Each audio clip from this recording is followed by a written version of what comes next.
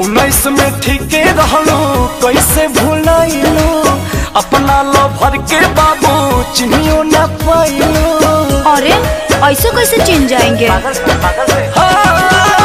19 में ठीके रहलू कैसे भूलाइलू मतलब अपना लवर के बाबू चिन्हियो न पाइलू।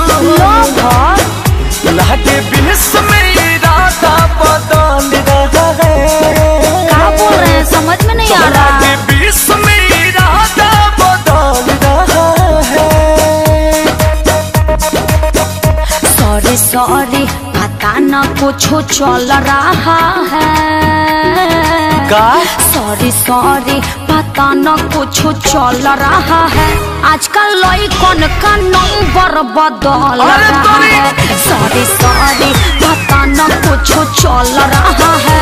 आजकल लइकन का नंबर Likey